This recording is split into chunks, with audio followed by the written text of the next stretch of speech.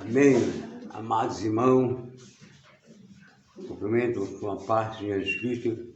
Você, meu irmão, você, meu amigo, está agora nessa transmissão do Evangelho na sua casa, o estudo da Palavra de Deus, para que Deus possa abençoar a sua vida esta manhã.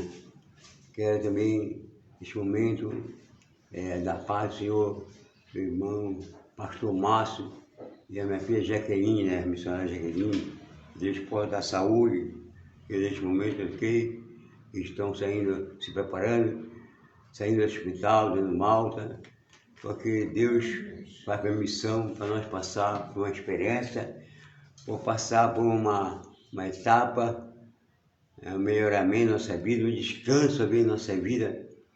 Às vezes é isso que Deus quer para a nossa vida. Deus quer o melhor para a nossa vida. Deus quer nos abençoar para que possamos receber vigor em nossa vida. Então é isso que Deus possa abençoar, viu, minha filha Jaqueline? Que você possa ser abençoado a sua vida nesta manhã. Que Deus te abençoe a sua vida plenamente e poderosamente. Que Deus abençoe. Antes de orar, deixa uma palavra aqui, palavra muito viva, especial diante de Deus, para todos nós aqui.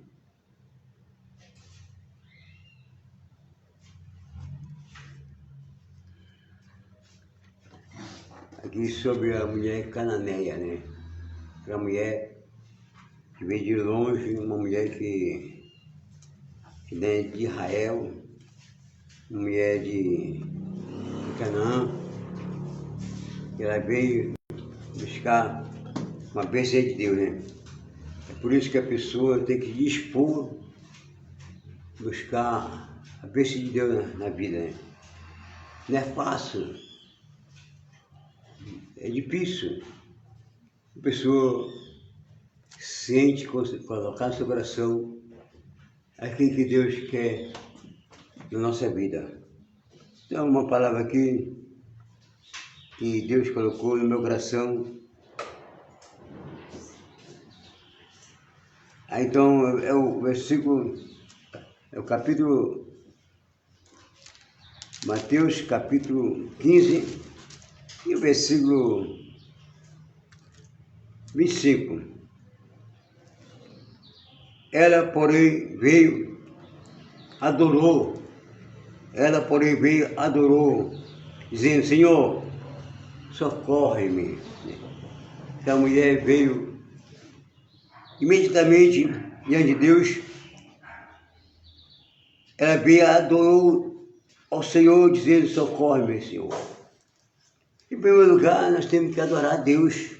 Antes de nós pedirmos alguma coisa, Deus tem que adorar a Ele. Não podemos assim de uma vez assim: olha, eu quero isso, Senhor, eu preciso disso, necessito disso. Não. Deus não é seu patrão. Deus, nós servimos, nós somos servos de Deus. Então aquela mulher veio, chegou, prostrou primeiro nos pés do Senhor e adorou ao Senhor Jesus. E ela disse: socorre-me, Senhor. Então Jesus respondeu, disse: não é bom tomar o pão do filho e lançar aos cachorrinhos. Então ela respondeu, replicou: sim, Senhor. Porém, os cachorrinhos comem da migalha que cai da mesa do seu Senhor. Então ele disse, Jesus: ó mulher, grande é a tua fé, faça-se contigo como queres. E desde aquele momento, sua filha ficou sã. Olha só. Ela veio buscar um recurso, veio buscar um refúgio diante do Senhor. E Sofia estava morta, moribunda. Recorreu ao Senhor. Ela fez sua parte com ela, adorando a Deus, Jesus. E o Senhor fez outra parte com ela, respondendo às suas causas, resolvendo os seus problemas. E ela recebeu a bênção de Jesus. E a Sofia, quando ela voltou para sua casa, irmão, a Sofia estava curada já. Estava salva, já estava liberta a Sofia daquela doença, daquela enfermidade diabólica. Então é isso, irmão. Devemos primeiramente, quando dobramos o joelho ao Senhor, você possa replicar para Deus, explicar para Deus: Senhor, eu te amo, Jesus, eu te adoro. E você vai, um sentimento teu diante de Jesus, para que Ele possa se agradar da sua palavra de humildade, dedicação, com seriedade diante do Senhor Jesus. Depois você pediu a sua necessidade, o que você precisa, o que você necessita, você peça para Deus, para Jesus. Depois que você se humilhar diante do Senhor, adorar Jesus, e aí Ele vai conceder na tua mão aquilo que você, seu propósito, seu objetivo diante de Deus. E é por isso que estamos nesta manhã, porque eu e você tomamos uma atitude de estar aqui para receber a palavra, para receber o ensinamento do Senhor Jesus. Para a glória do nome de Jesus Cristo. Vamos orar agora, representar essa escola dominical, domingo, né? E nos tem esses irmãos, mais irmãos, venham, né? Participar conosco, estuda a palavra de Deus. Poder aprender a palavra, colocar no coração, aplicar diante de Deus o que aprendemos. Oremos, curve somente sua cabeça, curve somente sua cabeça. Amado Deus, que é Jesus, queremos agradecer a Ti, meu Pai, pela Tua grande bondade e misericórdia Tua, pelo Teu grande amor que tem para conosco, meu Pai. Nos abençoa nesta manhã, Pai. Quando estamos aqui, meu Pai, desta manhã, meu Pai, das 8h pouco, meu Pai, ou em consagração, meu Pai Celestial, em favor desta obra, deste ministério, Pai Celestial, porque esse ministério está na palma de Tuas mãos, meu Senhor, glória, meu Deus. Quando está na palma de Tua mão, Senhor, porque Teu e pertence a Ti, meu Pai, esta obra é Tua, meu Deus. Apenas somos Seus servos, somos Tuas servas para esse serviço, Senhor Pai, com dignidade, com honestidade, com seriedade, na Tua presença, meu Pai Celestial. Abençoa, meu Pai, as nossas vidas, Pai. Abençoa, meu Pai, a vida de Zequelinho, Pai Celestial. A Tua filha, Pai Celestial, é precisa necessitar de Ti, Pai. Tu já fez essa obra, meu Pai, na vida da Tua filha, Deus. Ela já recebeu a bênção, já recebeu a sua vitória, Pai. Aquilo que ela dizia de sua oração, Pai. Porque, meu Pai, que tinha dentro dela, Pai, não tem mais, meu Deus. Porque Tu arrancasse o mal, arrancasse a enfermidade, destruísse a doença, Pai. Porque Tu és o Senhor que sara, é o Senhor do Senhor, Tu é o médico dos médicos, Tu é o doutor por excelência. E nós cremos, Senhor, na verdade, na Tua palavra. Por esse momento, agradecendo, Pai, como iniciar, Deus, meu Pai, o estudo da escola dominical, Pai, para aprender a Tua palavra nesta manhã, Pai Celestial. Rogamos, Pai, em favor dos Teus filhos que estão presentes nesta manhã, Pai. Cada um dê a bênção a cada um, Pai. Ajuda a vitória a cada um, Pai. Rogamos e pedimos as bênçãos de Jesus que vive, reina eternamente para sempre. Amém. Amém.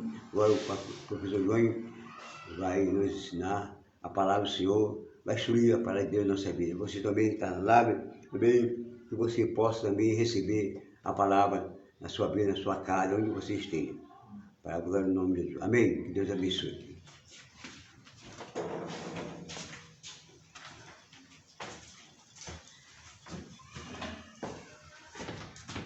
Amados, a paz do Senhor a todos, estamos aqui mais numa escola dominical e hoje nós vamos tratar de um assunto que nós damos o nome de hermenêutica. Hermenêutica quer dizer a interpretação da Bíblia. nós sabemos que quando a pessoa não sabe interpretar a Bíblia, ela começa a interpretar a Bíblia segundo aquilo que ela pensa que é. E não é. Ela só quer falar aquilo que ela quer que alguém entenda que seja, ou seja, aquilo que convém. E isso tem feito com que muitas pessoas aí fora tenham criado muitas doutrinas falsas, heresias. O que é heresia? Heresia é aquilo que é tudo contrário à Bíblia. Se a Bíblia diz que Jesus é o Salvador, se alguém aí fora disser que ele não é o Salvador, isso é uma heresia, porque a Bíblia diz que ele é o Salvador. Se a Bíblia disser que Jesus é Deus, se uma outra igreja aí fora, como as Testemunhas de Jeová, dizem que ele não é Deus, isso é uma heresia, porque a Bíblia diz que ele é Deus. Então a hermenêutica, ela se preocupa com as palavras que estão na Bíblia, para a gente entender o verdadeiro sentido da palavra. Porque quando você entende aquela palavrinha lá na Bíblia, você sabe o que a Bíblia está falando. Um exemplo bem simples. Todos nós conhecemos que lá em João 3,16 fala assim: porque Deus amou o mundo de tal maneira e que deu seu Filho unigênito para todo aquele que nele crê não pereça, mas tenha vida eterna. Então, aquele mundo que Deus amou e deu o seu Filho, esse mundo é pessoas. Esse mundo é eu, esse mundo é você. Ok, nesse texto você entende que Deus ama a humanidade.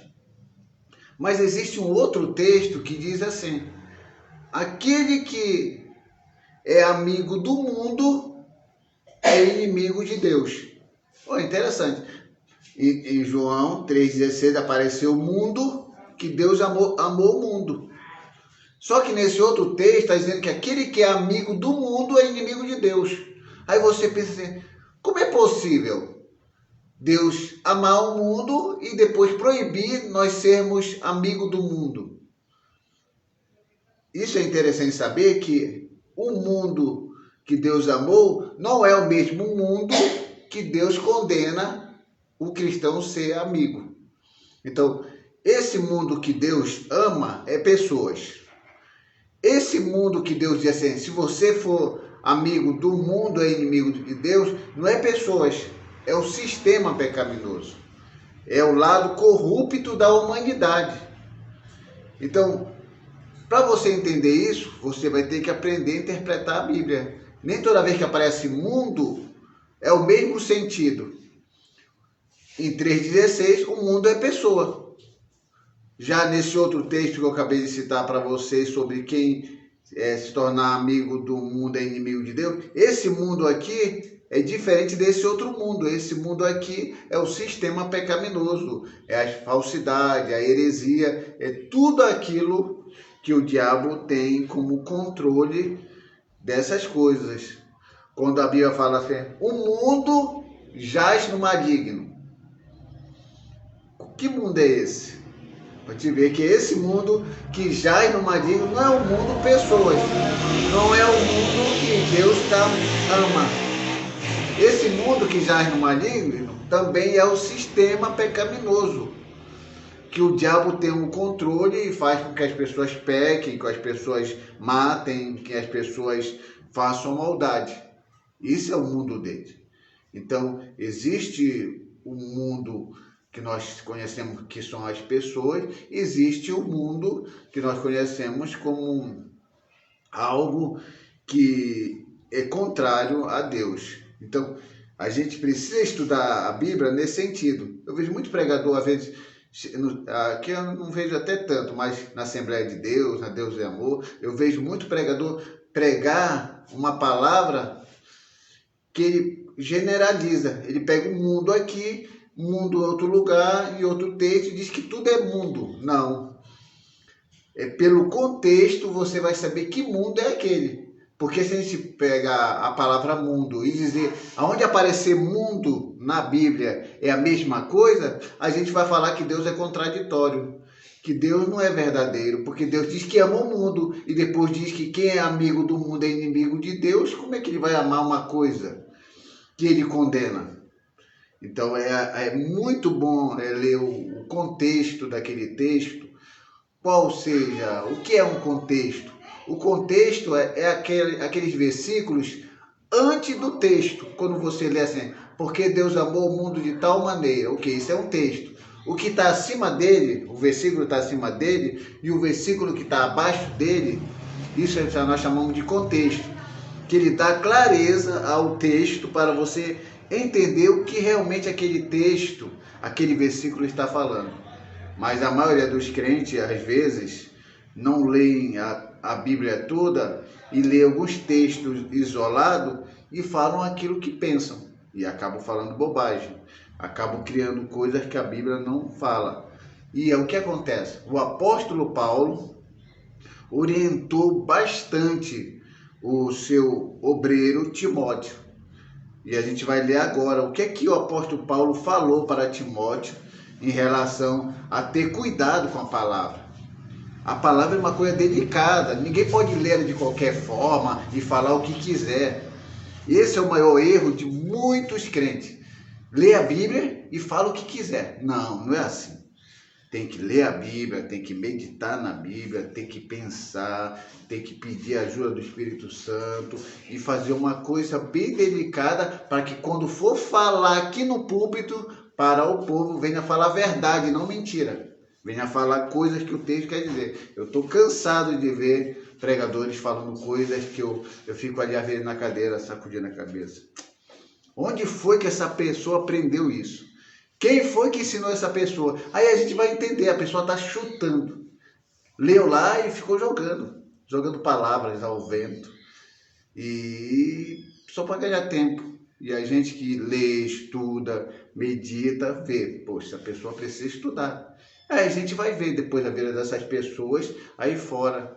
Se preocupe com um monte de outras coisas, mas não tem coragem de ler a Bíblia um só dia. Um versículo um só dia. Não lê nenhum livro e quer falar da Bíblia. É interessante. Como é que um professor de matemática vai ensinar matemática e ele nunca estudou matemática? Como é que ele vai ensinar matemática? Como é que um professor de português vai estudar sobre a língua portuguesa, sobre a gramática, se ele nunca estudou português? Como é que um médico vai fazer uma cirurgia no paciente, se ele nunca estudou? Como é que ele vai fazer aquela cirurgia? Ele vai matar aquele paciente. Então tem um monte de pregadores matando algumas pessoas da igreja, se não estiverem preparadas aqui. Então por isso que a escola dominical é importante, que vocês aprendem aqui. Aí quando vocês estiverem sentados aí, quando o pregador começar a pregar ali, você fala, não, isso aí, não. Isso aí está errado. Aí vocês não recebem. Deixa a pessoa falando sozinha. Porque aí você entende que aquela pessoa que está falando não estudou. Não pesquisou nada e está falando, e você não vai pegar aquela refeição estragada e comer. E aí você vai se manter vivo espiritualmente. Por isso que tem um bocado de crente aí se desviando e achando que a igreja não é mais um lugar bom para se ficar, por causa dessas pessoas que vêm aqui ou em qualquer outro lugar falar coisas que não tem nada a ver com a Bíblia. E a gente tem que ficar atento a isso. Então, olha, 1 Timóteo, capítulo 4, eu vou ler o versículo 15 e o versículo 16. Olha o que o apóstolo Paulo falou para Timóteo, que dificilmente você já ouviu alguém ler sobre isso. Acho que difícil, eu nunca vi, pelo menos, nenhum pastor ler isso para a igreja. 1 Timóteo, capítulo 4, eu vou ler o versículo 15 e vou ler o versículo 16. Então, 1 Timóteo, capítulo 4, versículo 15 e 16, diz o seguinte: medita estas coisas, e nelas ser diligente, para que o teu progresso e todos sejam manifestos. Versículo 16: tem cuidado de ti mesmo e da doutrina. Continua nestes deveres, porque, fazendo assim, salvará tanto a ti mesmo como aos teus ouvintes. Você entendeu? Olha o aconselhamento do apóstolo Paulo. Tem cuidado de ti mesmo. Você cuida de você mesmo e depois a ti mesmo e da doutrina. Que doutrina é essa? Aí que está o grande erro. Eu me cuido de mim mesmo e eu tenho que cuidar da doutrina. Qual é a doutrina? A doutrina da palavra. O que a palavra te ensina e o que a palavra te diz. Se a palavra não disser, não é doutrina. É doutrina o que? Do homem. Se você saber que tem a doutrina do homem, porque a palavra doutrina, ela significa ensino e instrução. Toda vez que a pessoa estiver ensinando ou instruindo, ele está doutrinando. E essa doutrina pode ser verdadeira ou falsa. Essa doutrina pode ser da pessoa que está falando ou pode ser da Bíblia. Mas o que o apóstolo Paulo está falando aqui é da doutrina da Bíblia. Não é essa doutrina que alguém ensina aí fora, que diz assim, olha, o homem não pode usar uma bermuda, porque está mostrando as canelas. Aonde que tem na Bíblia que mostrar a canela é pecado? Aonde está na Bíblia? Nenhuma parte. Então, esse tipo de doutrina não é da Bíblia. Essa doutrina é de uma igreja onde aquele fundador começou aquele ministério e colocou ali.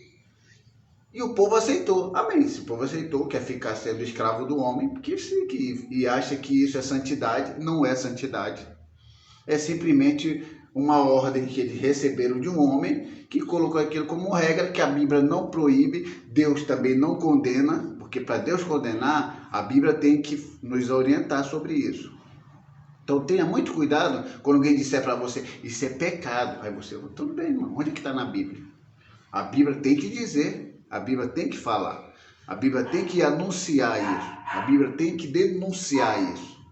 Agora, tem uma coisa que a Bíblia denuncia e ninguém desses poderosos que querem escravizar o povo fala.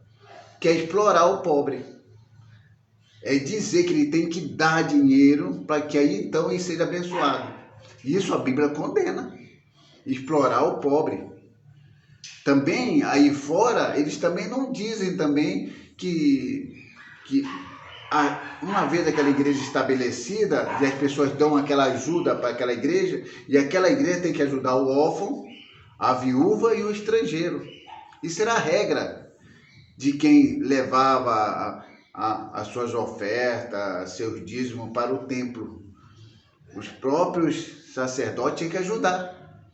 E essas igrejas aí grandes? Tem um monte de estrangeiro aqui na rua Porto Vitória, aqui, que é uns da Venezuela, outros são da Bolívia. Estão aí, passando a ver necessidade. Tem uns que às vezes até conseguem uma vida boa, porque às vezes trabalham com costuras e vão levando a sua vida. Mas pode falar com um deles, são estrangeiros, estão aqui passando necessidade. Pergunta aqui para essa Assembleia de Deus, que é poderosa aqui em cima, que é do Ministério de Belém, se eles vão lá dar uma cesta básica todos os meses.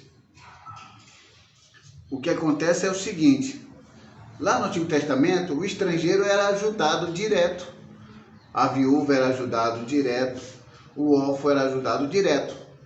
Mas hoje em dia é assim. O necessitado está precisando de uma ajuda. A igreja, o que ela faz?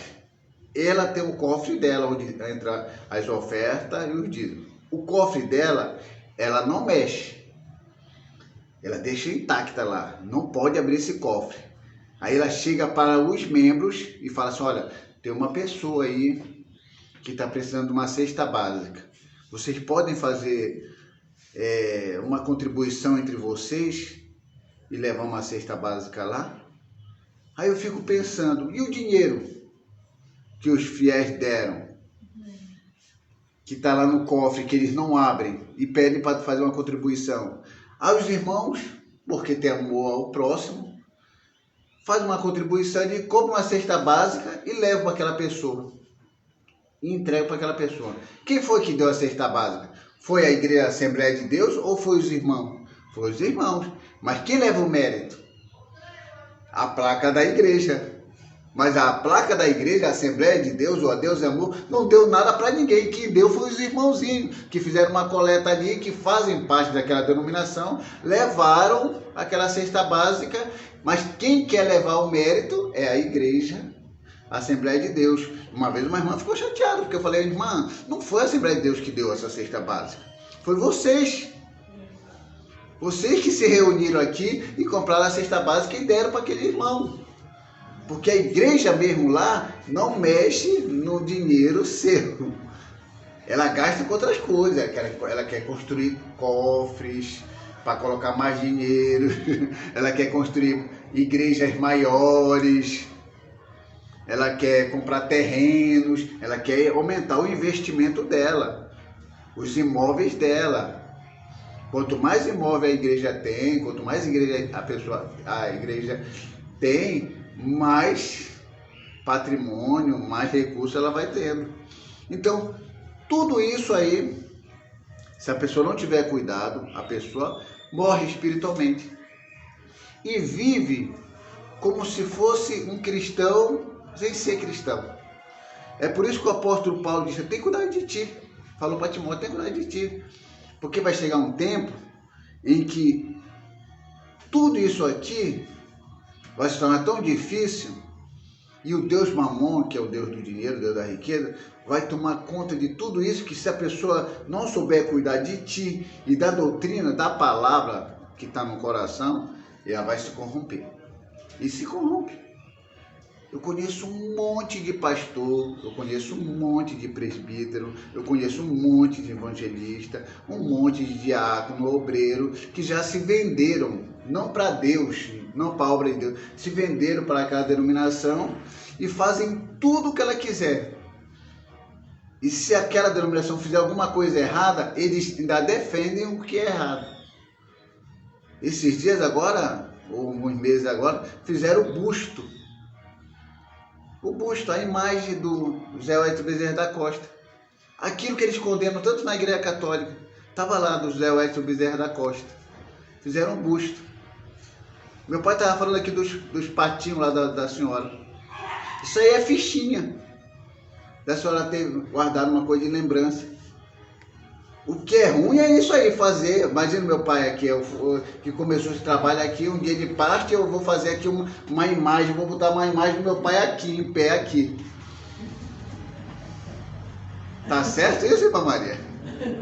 Tá errado, não tá? Um dia eu falo, olha, isso aqui era o que começou essa obra.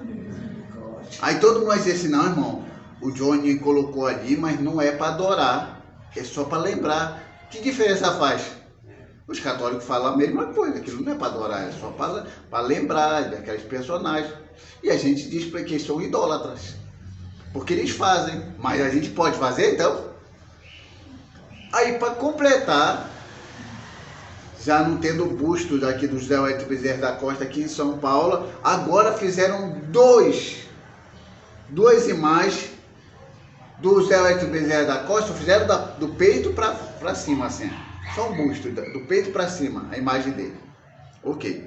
Lá em Belém do Pará, onde começou a Assembleia de Deus, onde o Daniel Berg e o Gunnar Wing são os dois fundadores, eles agora fizeram uma encomenda e chegou duas estátuas agora, estátua do tamanho real, com a altura dos personagens, o corpo inteiro, Daniel Berg e Gunnar Wing. E aí quando eu estava lendo lá no Facebook, os irmãos estavam falando que era idolatria, os próprios crentes da Assembleia de Deus, porque a Assembleia de Deus, ela deixou de ser de Deus há muito tempo. Só que quem está lá não percebe isso e acha que ela é de Deus, mas não é de Deus. Elas fazem as coisas que é de Deus e tem algumas pessoas que são sinceras e são enganadas e não sabem do que está se tratando. Aí está lá duas imagens. E os crentes estão defendendo, não, isso não é para adorar não, isso é só uma homenagem, é só para lembrar. Mas é muito cara de pau esses crentes da Assembleia de Deus. E eles acham que então está correto, não está correto, está errado. Então, todas as vezes que aquilo ali toma o lugar de Deus, pode ser considerado um ídolo. Eu poderia olhar simplesmente para esse busto do José Wellington Bezerra da Costa, podia olhar para essas imagens de Daniel Bergo, o navio que eles fizeram, e entender que seria uma homenagem se eles também eles parassem de falar que a Igreja Católica era idólatra por ter imagem. Eles começaram isso. Eles começaram essa guerra. Como é que eu falo, não faça isso e eu faço? Minha avó dizia o seguinte, o ruim de um conselho é quando é acompanhado de mau exemplo. É aquela pessoa que quer ser exemplo, mas é acompanhado de um mau exemplo. Que aconselha, mas faz tudo ao contrário. Sempre aí dentro está igualzinha. Aquilo que ela condenava no Universal, que pedia dinheiro, ela está fazendo o mesmo.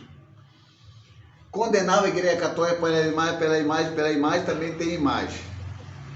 Condenava outras igrejas que o ministério passava de pai para filho e que tinha que passar para uma pessoa que segundo a votação do ministério. Isso também acabou, agora está passando de pai para filho.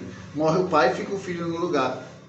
Não tem votação, não tem escolha da igreja, a igreja não sabe de nada. Quando a igreja vê, já tem um novo pastor e é assim que deve ser. E se um membro vai falar e o pastor que se acha poderoso já expulsa aquela pessoa e a vida continua, e Jesus olhando lá de cima, e um dia essa coisa vai ter que um dia acabar. Mas por enquanto está todo mundo aí. Então o apóstolo Paulo fala para Timóteo, tem cuidado de ti mesmo e da doutrina. E se a gente tiver cuidado de nós mesmos, a única maneira de nós protegermos a nós mesmos é mantendo a doutrina da palavra dentro dos nossos corações. E essa doutrina aqui é da palavra. Essa doutrina aqui não é aquela doutrina que alguém ensina. Olha, é assim, irmão. Cada pessoa se sente bem em fazer algo. Tem gente que, se colocar um cordão, fica normal. Na Bíblia não tem nenhuma página na Bíblia que condene isso. Ok. Tem gente que não se sente bem.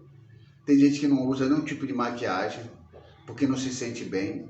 Amém. Tem outros que já usam e ficam normal. Então, quando uma pessoa começa a dizer, isso aqui, você não pode fazer isso, tem que mostrar na Bíblia. Aí alguém fala, João, mas as pinturas de Jezabel, é isso que nós condenamos, porque ela se pintou toda. Sim, ela se pintou toda. Mas ela não se pintou toda e ficou como regra, como sendo pecado. Ela se pintou toda para seduzir Jeú, que era um dos lá do comandante rei, e que depois ele não caiu nessa beleza dela e ela foi exterminada. Porque se a gente fosse pegarmos essa situação como que maquiagem é pecado, quem é que admira aqui a rainha Esther? Quem é que admira? Você sabe quem é a rainha Esther, né? Antes dela comparecer ao rei, aquilo que Jezabel lá fez é fichinha. Ela só deu uma pintadinha aqui. A rainha Esther passou quase 6 meses se produzindo através daquelas mulheres que estavam ali fazendo as maquiagens, passando hidratante no corpo todo. Mais de uns 6 meses para depois se encontrar com o rei. Maquiagem sobre maquiagem, tratamento sobre tratamento. Ninguém fala isso, né? Que ela se maquiou, que ela se pintou, que ela pegou um tratamento ali mais de 6 meses até se encontrar com o rei. Ou todo mundo acha que ela foi toda bagunçada, com a roupa toda suja, falar com o rei. Só que as pessoas não veem isso. Aí dizem que é pecado. Mas claro, ela foi. Tem um aniversário, né? Vamos ter um aniversário. Um aniversário. Então, às vezes, as pessoas estão confundindo Sim, coisas. mas Não, é pecado ou não é pecado? Não é pecado. Então não é pecado. Então, Não é pecado. então é isso que a gente tem que entender nas coisas. Não é pecado. Então Não é a gente pecado. não pode condenar as pessoas que fazem isso, dizendo que vai para o inferno, como tem umas igrejas aí. Então, na escola dominical é isso. A gente tem que colocar o ir, o ponto no ir. A Bíblia falou, a gente vai obedecer. A Bíblia não falou, quem falou foi aquela pessoa, então aquela pessoa está sendo usada pela carne. Ou então aquela pessoa nunca estudou. Então a maioria das pessoas que falam isso é que não estudou, é que não lê a Bíblia. Pode ver, não lê. Pega uma pessoa, você leu a Bíblia toda? Não, nunca leu a Bíblia toda. Você estudou a Bíblia? Não, estudou. Fez algum cursinho para isso? Não. Quantos livros você leu? Nenhum. Porque só vai pelo que as pessoas ouvem. Então, ouviu, aí reproduz. Então essas pessoas vão se salvar a si próprias, vai morrer.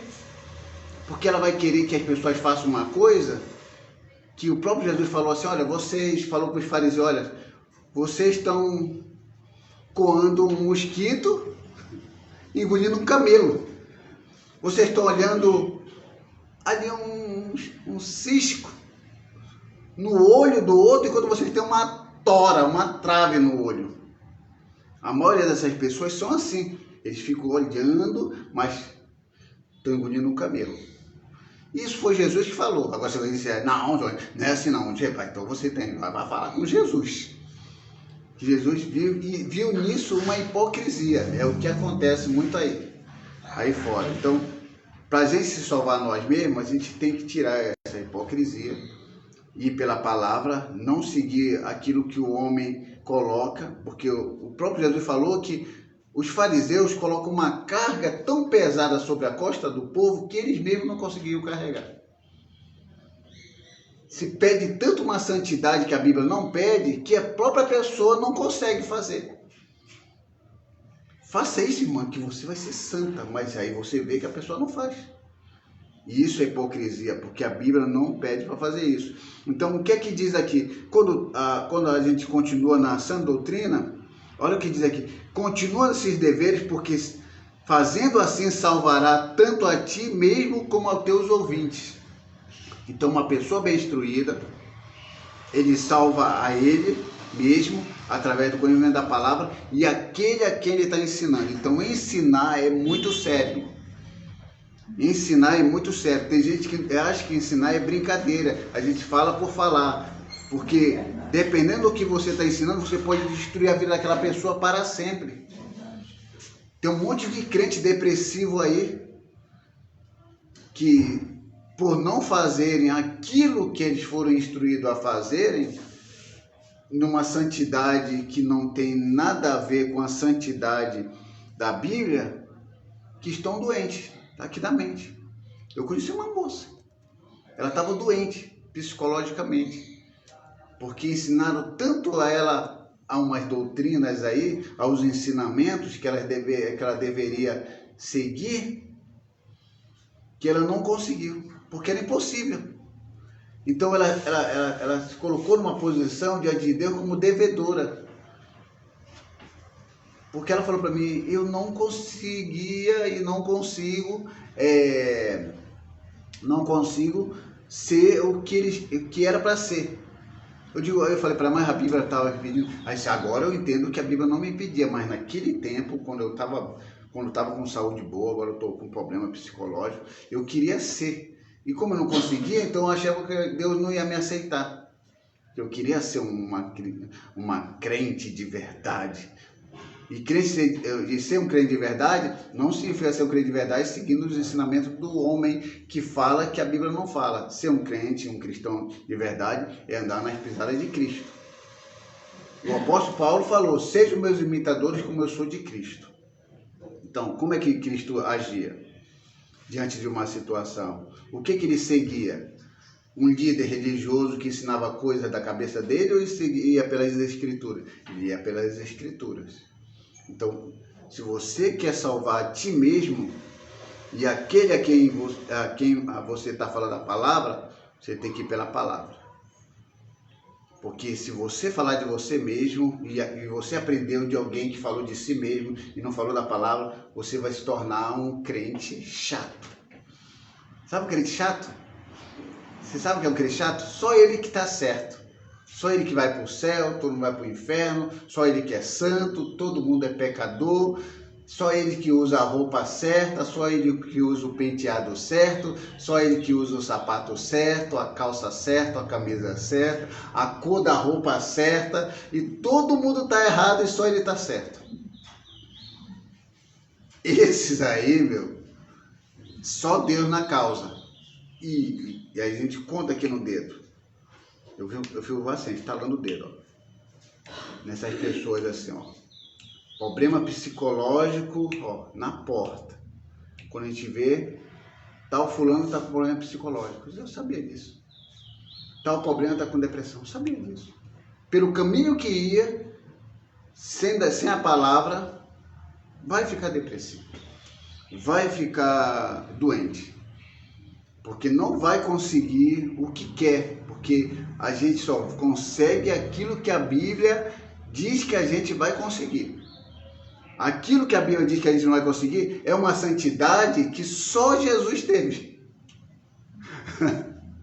É esse tipo de santidade que Jesus só ele teve, que ele fica como exemplo. Porque ele foi tentado em tudo e não pecou. O único. Abraão falhou, Moisés falhou, Paulo falhou, Pedro falhou. Todos falharam, mas Jesus não falhou. E é esse que não falhou que tem alguns que querem, no nosso tempo, ser igual. Na sua essência, não. Em todas as tentações, não. Enquanto nós estivermos na natureza da carne pecaminosa, é impossível você ser perfeito absolutamente. Você vai ser perfeito, mas relativamente. Ou seja, por causa do sacrifício que é perfeito, que te alcançou e te faz ser perfeito relativo, que isso quer dizer que você está num processo de perfeição até atingir a perfeição absoluta quando Cristo voltar. E você for arrebatado e o seu corpo for glorificado, aí sim, e o seu corpo se tornar incorruptível, aí sim, você pode dizer, eu sou perfeito como Jesus foi, sem pecado, num corpo glorificado. Mas nesse corpo aqui, comedor de arroz e feijão, e que quando vai no banheiro ninguém suporta entrar logo em seguida, é impossível. Então, perfeição absoluta e a perfeição relativa. Relativa somos nós, absoluto Jesus. Só Deus. Quando eu falo assim, somos perfeitos? Absolutamente não. Só Deus é perfeito, absoluto, porque ele não precisa ser melhorado. Ele é completo. O que é uma perfeição absoluta? Aquilo que é completo. Não precisa ser melhorado em nada. Em todos os sentidos é perfeito. Em todos os sentidos está completo. Agora nós... Perfeição composta? Isso é a perfeição absoluta. Aquilo que não pode ser melhorado. Sim. Aquilo que é completo. A perfeição relativa é aquilo que precisa ser melhorado. Eu sei que era composta. Não, é relativo. Então... Melhorar em quê? Melhorar naquilo que a Bíblia nos orienta a ser melhor. Que tá lá os frutos do Espírito. Aquilo ali, para ser melhorado é aquilo ali. Fruto do Espírito. Não é essa doutrina doidona aí que vocês estão vendo a manga da minha camisa? Até por esse pedacinho que tem aqui, algumas igrejas aí dizem que eu estou dentro do padrão e estou salvo. Mas se eu tirar esse pedacinho de pano aqui, ó, e apareceu essa parte da minha aqui, eu estou no inferno. Que aí chamam de camiseta regata, não pode usar camiseta regata aqui, porque se tirar esse pedacinho de pano aqui, já compromete a minha salvação. E aonde que a Bíblia está falando isso? Em nenhuma parte. Mas Deus é amor, diz que não pode. A Assembleia de Deus, não da do Brás, que eles não tem mais essa loucura. No Ministério de Belém também. Ai de um pastor. Chegou um amigo meu que ele Ele era evangelista numa outra igreja, aí ele voltou para o Ministério de Belém, agora ele é um obreiro qualquer, porque o Ministério de Belém é assim, eles desvalorizam o ministério de todo mundo e desconsagram a pessoa, e as pessoas aceitam isso.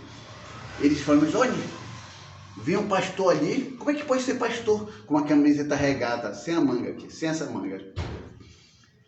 Ele não é pastor. Eu não considero uma pessoa dessa como pastor. Eu disse, mas o que é de mal nisso? Falei para ele. Não, porque não pode. Mas não pode por quê? Porque não pode. Eu digo, onde é que está na Bíblia que não pode? Ele não sabe, não tinha respaldo. Então, a gente tem que ter cuidado. Se a gente quer entender a palavra, se a gente quer se aprofundar na palavra. Então, como eu falei logo no começo, então a hermenêutica, que é a interpretação das escrituras, nos ensina isso. Eu só não vou falar profundamente sobre a hermenêutica aqui, porque é uma aula que requer um pouco mais de atenção e um pouco mais de aprofundamento, porque existem alguns textos na Bíblia que dão esse sentido, como eu falei logo anteriormente, sobre que Deus amou o mundo e que aquele que é amigo do mundo é inimigo de Deus. Então a palavra mundo aqui pode ter um sentido num texto e outro texto pode ter outro sentido diferente. A gente precisa entender isso, para a gente não fazer essa confusão como se faz aí fora. Então Não misturar, né?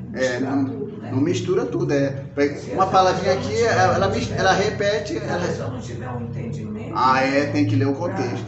Pois então é isso aí que nós não podemos. Temos que saber o que é que nós estamos misturando. Sim. Muitas vezes nós estamos misturando a vida espiritual, sentimental e conjugal. Então nós temos cada um tem uma.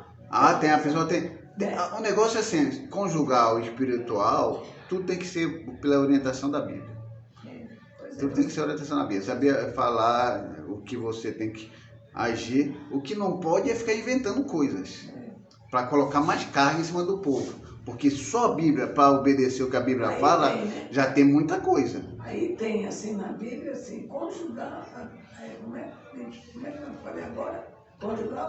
Tem mas quem é que fala lá em conjugal?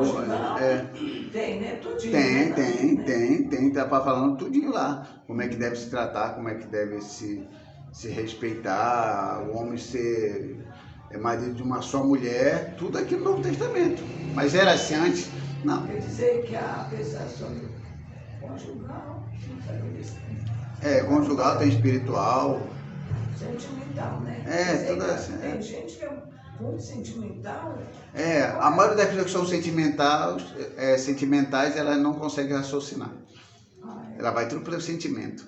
Ela não consegue pensar. Ela vai tudo pela emoção. Ela faz as coisas e depois ela vê, pô, que besteira que eu fiz. Que besteira que eu falei.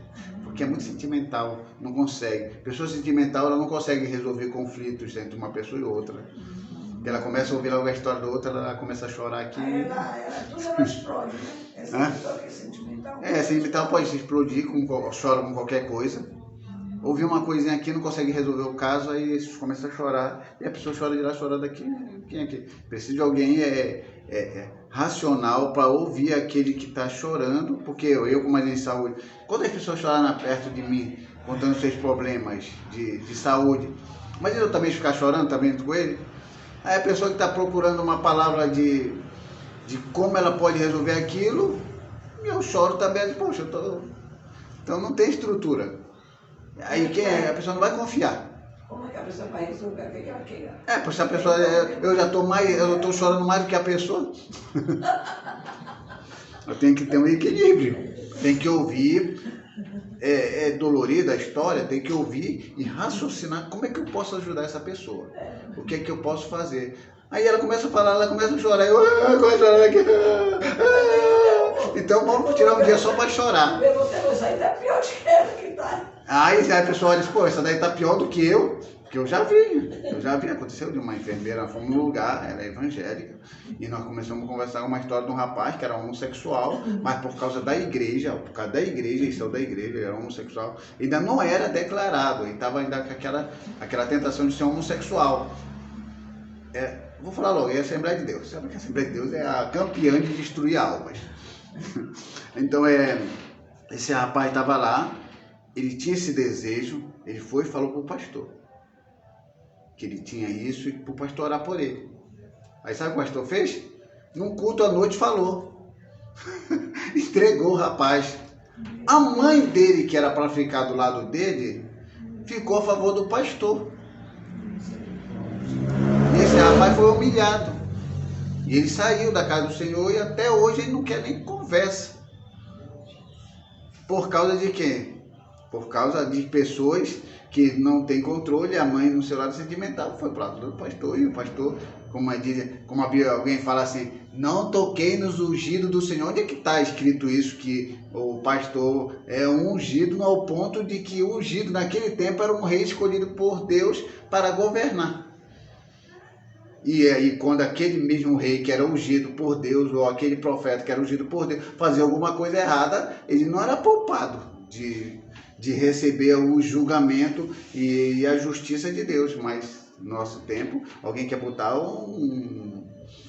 uma proteção diante dessas pessoas, mas que realmente não é. Então é isso que acontece. Então a gente tem que ser racional, ouvir e tentar resolver aquilo de certa forma. Então a primeira coisa que a gente tem que saber como regra da palavra de Deus, a Bíblia, ela se explica por ela mesma. Então, quando você lê um texto, você não entende, você lê o que outro versículo está assim ou abaixo e você vai entendendo. Porque a Bíblia, ela mesma vai se explicando. Ela mesma vai dizendo, ela vai te fazendo você entender.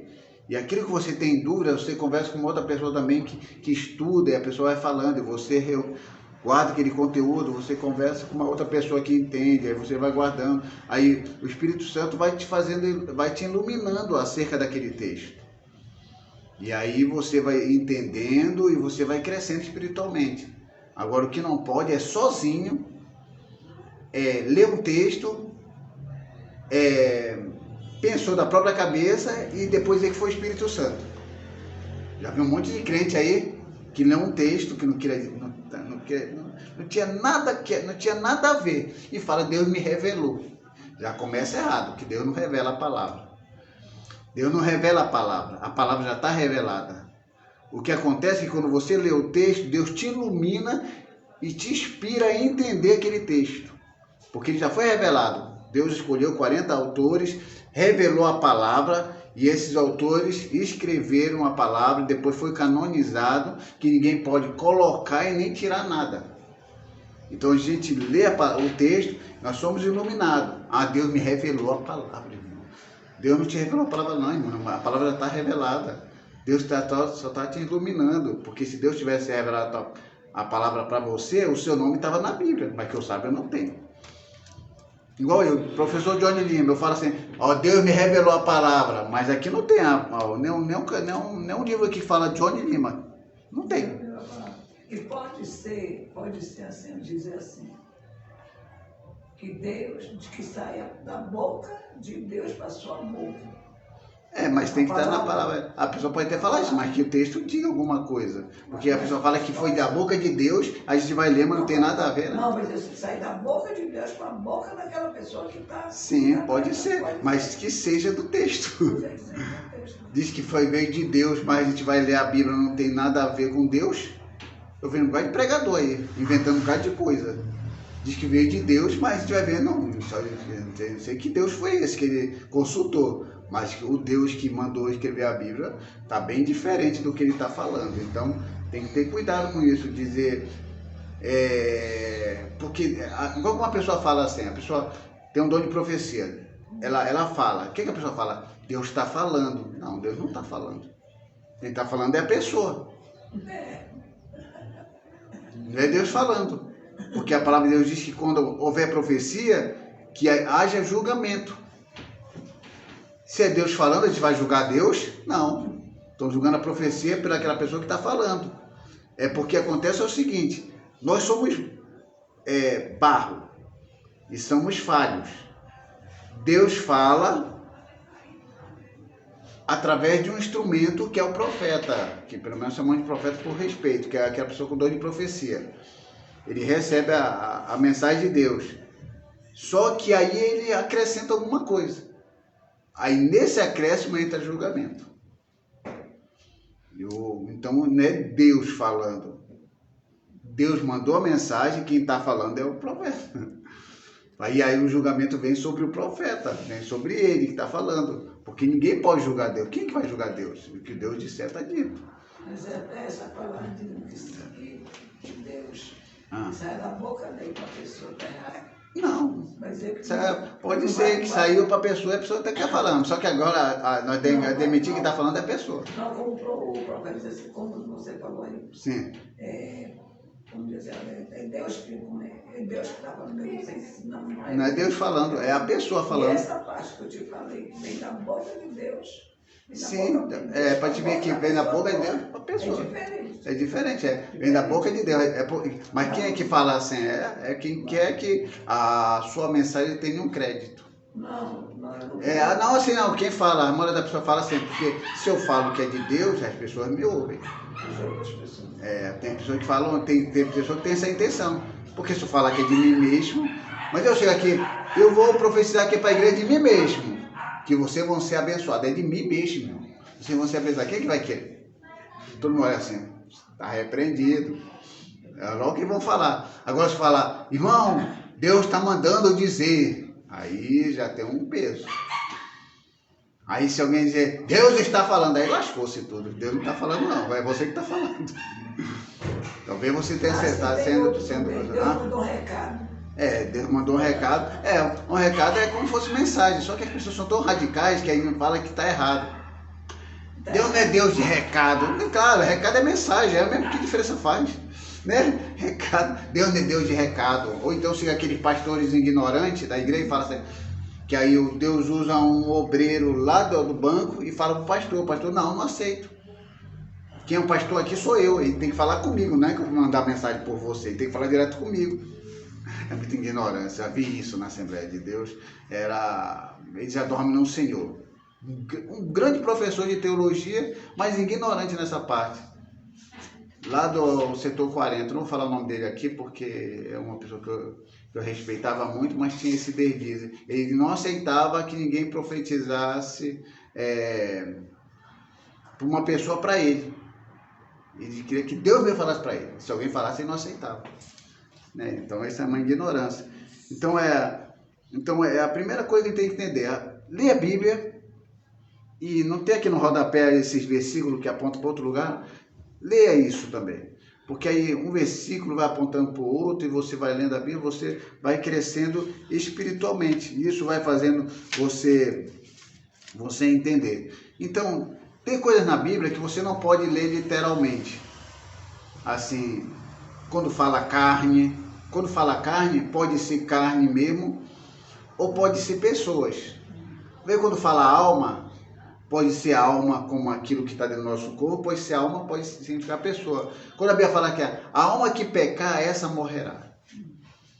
Então, alguém entende que a alma morre. A alma não morre.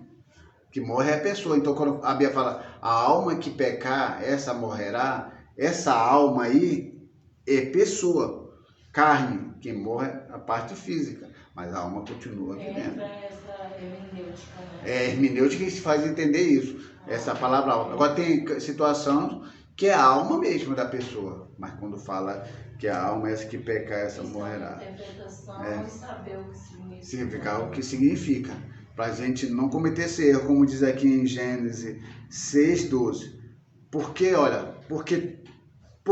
toda a carne, memorize essa palavra, porque toda a carne, havendo corrompido o seu caminho sobre a terra.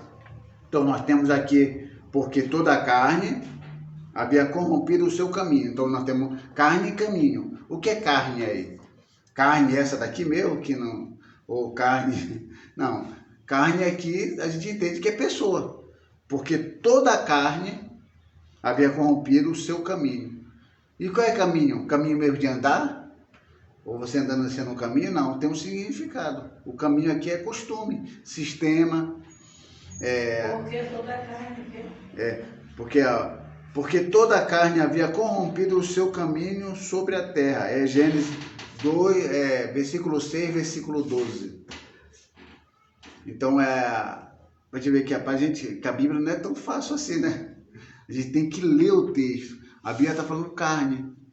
Só que aí a gente entende que ainda é carne como não tivesse nada. Essa carne aqui é pessoas. E esse caminho é costume. Então, se os pregadores, pelo menos eu peço que pelo menos na igreja primitiva entendam isso. Se não souberem, não interpretarem o que estão lendo, vão falar bobagem. Até hoje aqui, os pregadores da nossa igreja aqui, não foi preciso eu conversar com eles em particular acerca de algumas coisas, porque até então algumas coisas que eu escuto aqui são coisas que não comprometem muito o evangelho. Mas se chegar um pregador de fora, falar algo contrário à palavra aqui, e se for muito pesado, se for uma heresia, e nesse dia meu pai for tocado por Deus por me dar a oportunidade, eu vou corrigir ao vivo. Vou falar para o irmão que foi que ele aprendeu. Ou então, se eu tiver mais de bom humor, vou trazer uma interpretação correta do texto. Porque a palavra de Deus é coisa séria. Se eu quero salvar a mim e salvar os ouvintes, e se tem um pastor nessa igreja e ele precisa conhecer a palavra para ele salvar ele e salvar os que fazem parte desse ministério, a gente vai ter que fazer isso. Porque essa é a nossa missão. É o trabalho. É porque as pessoas estão aqui para aprender a verdade. Se alguém chega trabalhando coisa diferente, a gente tem que rebater. É por isso que tudo que a gente vai falar, a gente tem que pensar. Poxa, isso aqui que eu vou falar está na Bíblia? A Bíblia fala, condena? Tem que ter cuidado. Eu não falo nem do obreiro quando fala uma coisinha que está ali sentada ali no banco. Mas os pastores aqui têm que ter compreensão do que vai falar. E ele saber que tem lá na Bíblia. Ele saber que aquilo que ele está botando como proibição tem na Bíblia. Que realmente a Bíblia condena aquilo. Porque senão ele vai fazer parte daquele grupo de pessoas ignorantes que estão aí fazendo controle de massa e que infelizmente aquelas pessoas entendem santidade por causa de uma ordem de um homem e não porque a Bíblia fala. Então nós queremos fugir disso, eu me distancio disso e me aproximo da palavra. Me distancio do homem, mas ouço o homem sim, quando Deus usar esse homem para me trazer as verdades da Bíblia. Aí sim é aceitável essa orientação desse homem. Mas se esse homem querer ficar acima da Bíblia, como acontece aí fora, por causa de um título ministerial, a gente tem que se afastar dessas pessoas para a gente se salvar nós mesmos e salvar os nossos parentes, os nossos amigos. Porque se a gente ficar do lado dessa pessoa, a gente vai ficar contra nossos parentes, nossos familiares. Vê a Testemunha de Jeová. Eles, uma vez que eles entram nessa organização, acabou a vida deles. Eles não têm mais parentes, eles não têm mais confraternização, eles não têm mais comunhão com ninguém, porque eles acreditam que só eles, naquele clube do Bolinha, é os que estão corretos, é os que vão para o paraíso, é os que vão só receber a salvação, e que todos aqueles meus parentes e que todos os lazeres que eu tive não vale mais de nada e que só vale essa organização, o que vale só esse ancião, esse pastor. E isso está errado, porque essa pessoa já morreu, não cuidou de si próprio, já morreu, já está de morta, e mata os parentes, porque os parentes começam a ver nela e dizem assim, eu vou ser evangélico, enquanto que a Testemunha de Jeová nem são evangélicos. Mas só que quem está lá fora acha que eles são evangélicos e generaliza todo mundo. Aí coloca todo mundo num saco por causa de uma organização totalmente que prega coisas contrárias à palavra. Por causa dela, aquela pessoa que não conhece o evangelho pensa que todos os evangélicos são a mesma coisa. Então essas igrejas aí pedem dinheiro, explora todo mundo, e todo mundo que está lá fora acha que todas as igrejas também exploram todo mundo. Aí eu digo para você que está me assistindo, a igreja primitiva, amor ao próximo, não priva você de ter comunhão com a sua família. A igreja primitiva, amor ao próximo, não priva você dos seus lazeres. A igreja primitiva, amor ao próximo, não priva você das comunhões que você pode ter com seus familiares, em aniversários, em festejos, em datas comemorativas, porque nós somos livres em Cristo. Cristo nos tirou do jugo da religião que prendia a pessoa para que pudesse fazer aquele ritual que aí então ele seria aceito por Deus. Mas na nova aliança, Cristo fez com que isso e tudo isso fosse por terra, caísse por terra, aí surge uma nova aliança em Cristo. Então, quem é o nosso mediador? Jesus Cristo. Quem é o nosso Salvador? Jesus Cristo. Quem foi que morreu por nós? Foi Jesus Cristo. Quem nos entregou a esperança de um dia morar com Ele? Foi Jesus Cristo. Então, se a gente seguir esse caminho e a gente entender isso, eu afirmo e garanto a vocês que vocês estão no caminho certo. Aceite a Jesus como um Salvador da sua vida e pratique os frutos do Espírito na sua vida, que aí você vai fazer exatamente o que o apóstolo Paulo aconselhou Timóteo em 1 Timóteo, capítulo 4, versículo 16, e eu vou ler outra vez e vou finalizar. Tem cuidado de ti mesmo e da doutrina. Continua nestes deveres, porque, fazendo assim, salvará tanto a ti mesmo como os teus ouvintes, aqueles que te ouvem, os teus parentes e aquelas pessoas que confiam e acreditam em você como um servo e uma serva de Deus. Então não estrague tudo, não jogue isso no lixo, mas mantenha essa confiança que as pessoas têm em você, sempre tendo a Bíblia como base para a sua vida. Não estrague tudo, não se torne um crente chato, não seja melhor do que ninguém, não jogue ninguém no inferno e não diga que só você vai para o céu, não diga que só você é santo e todo mundo não é santo. Não, todos nós somos dependentes de Deus. Então, coloque a palavra no seu coração e deixe ela fluir a cada dia.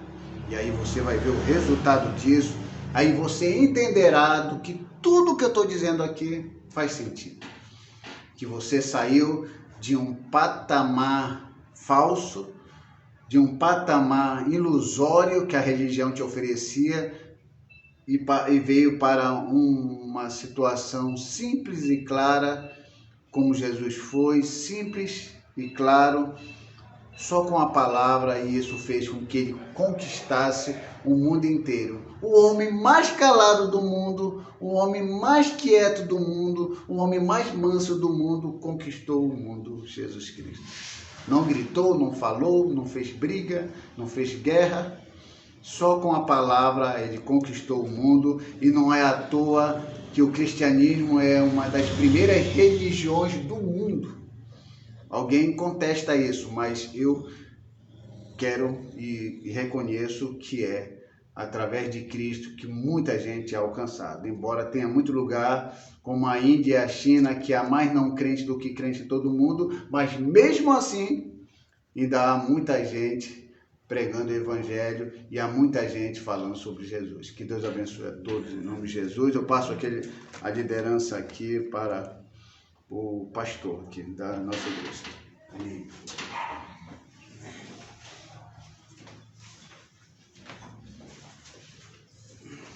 Então, graças a Deus, finalizamos lá na escola dominical esse domingo.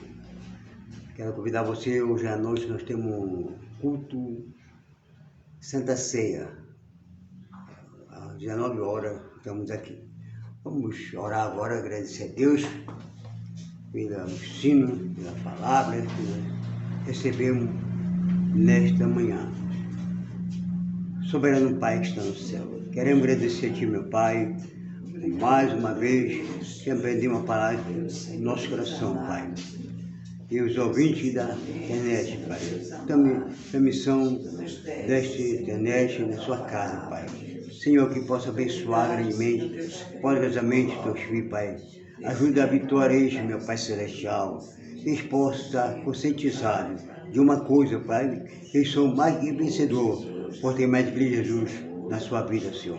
Para eles alcançar seu objetivo, seus propósitos, Pai, quando diante de Ti eles colocam diante do Senhor sua questão, suas causas, meu Pai, na mão do Senhor, na palma da mão do Senhor, para que Deus possa resolver.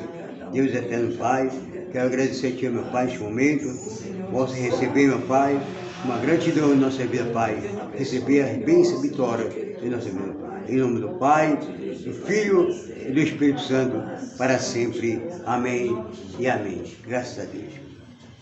Deus abençoe, Senhor.